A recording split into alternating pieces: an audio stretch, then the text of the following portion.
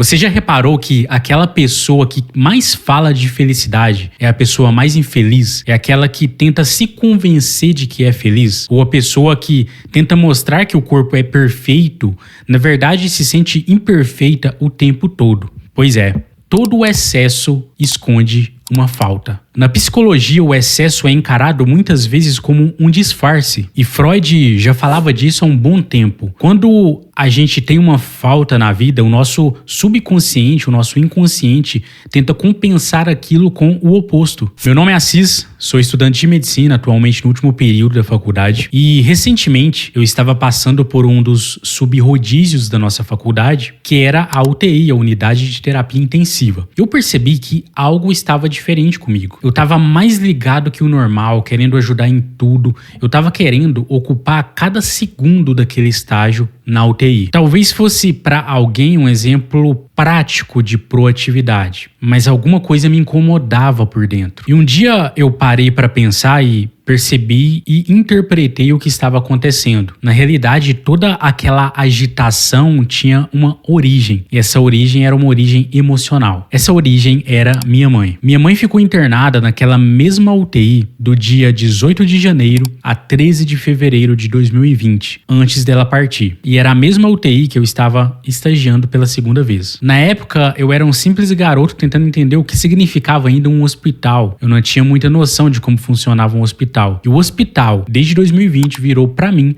um sinônimo de perda. E quando eu tive meu primeiro estágio na UTI, anos depois, tive muita dificuldade para lidar com aquele ambiente. O barulho do monitor, o cheiro do local, tudo me remetia àquela época. A época que a minha mãe ficou internada. Eu lembro até do lugar onde ela ficou. Eu ficava olhando quando a gente estava sem fazer nada, quando não tinha nada para fazer e sofrendo, remoendo aquela história por dentro. Era como se a minha inércia fizesse eu reviver a impotência de não ter feito nada e nem podia fazer nada pela minha mãe. Só que dessa vez, na segunda vez que eu passei pela UTI, foi diferente. Eu percebi que eu não conseguia ficar parado. Eu tinha que preencher, como eu disse, cada segundo ali daquele estágio. Até parecia que algo falava dentro de mim, se você ficar parado, em algum momento, até mesmo para descansar, você vai ter que remoer e viver essa dor novamente. Eu queria ser útil, muito útil. Só que no fundo, eu não estava sendo apenas dedicado ou proativo. Eu estava tentando preencher um vazio, uma falta,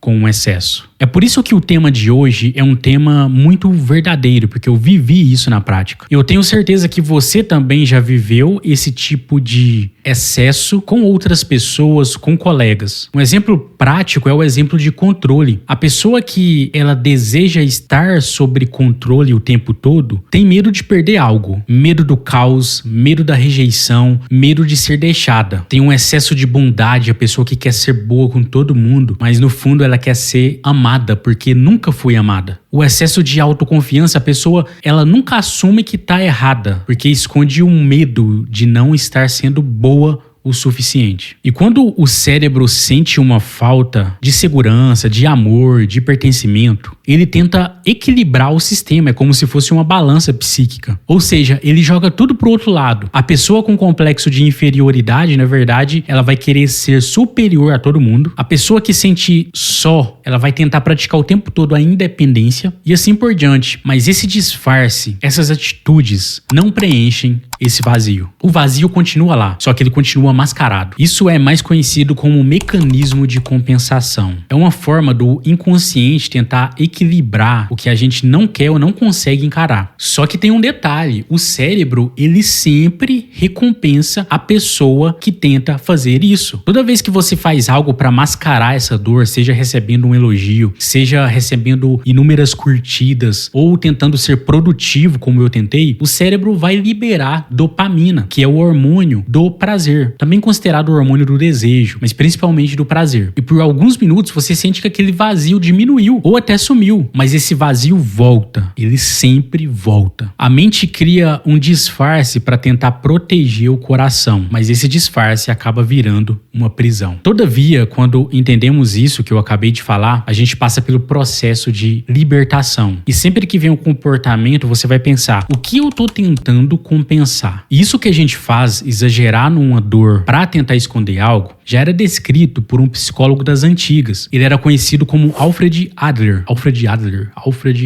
Ele dizia que todo comportamento humano é uma forma de compensar algum tipo de inferioridade. Ele acreditava que todo ser humano ele já nasce com esse sentimento de inferioridade. Não porque somos pior que alguém, mas porque dependemos de outros adultos na infância para nos dar de comida, para nos dar o que beber e assim por diante. E com o tempo a gente vai superando aos poucos e nos tornando cada vez mais independentes. E até aqui, tudo bem, porque a gente está tentando compensar uma falta. Isso é normal, são exemplos de superação. Eu aprendi a engatear, agora eu aprendi a andar. E quando a pessoa cresce emocionalmente saudável, ela tenta pegar cada episódio de inferioridade e filtra aquela energia para se superar, para oferecer resultados. Do contrário, quando a pessoa é marcada pela rejeição, não é emocionalmente saudável, ela vai tentar fazer não uma compensação, mas uma supercompensação. Ela vai tentar compensar a falta com status, com dinheiro, com relacionamentos tóxicos, reconhecimento, controle, enfim. Ela pensa assim, já que ninguém me quis, já que eu fui rejeitada ou rejeitado, eu também não vou depender mais de ninguém. E aí você pode mascarar o vazio até por um tempinho, mas o vazio, como eu disse, sempre volta. Esses dias eu estava conversando com uma pessoa e ela foi contar um pouco da vida dela pra mim. E é uma história muito bonita de superação. Foi abandonada pela mãe, foi rejeitada pela mãe até mesmo com danos físicos, sofreu danos físicos maternos. O seu filho foi fruto de um abuso. É uma história muito nebulosa. E ela contava aquilo pra mim com muita naturalidade. Mas quando eu olhava pro olho dela, eu via um vazio. E assim que ela terminou de contar a história, eu disse assim, tem um vazio dentro de você. Ela falou, não tem. Porque ela tava na camada da defesa ainda. Aí eu retruquei, tem um vazio. Você tem dificuldade pra se relacionar? Aí ela se abriu pra mim, ela disse, já tem 5 anos que eu não me relaciono com ninguém porque eu não consigo amar ninguém. Pra você ter ideia, quando um paciente morre, eu não sinto nada. Eu tenho um certo tipo de apatia sentimental. Aquela mulher não tinha apenas um passado difícil, ela tinha uma ferida aberta, uma ferida que não foi estancada, uma ferida que não foi tratada. E o problema da rejeição é que ele cria um buraco tão fundo na gente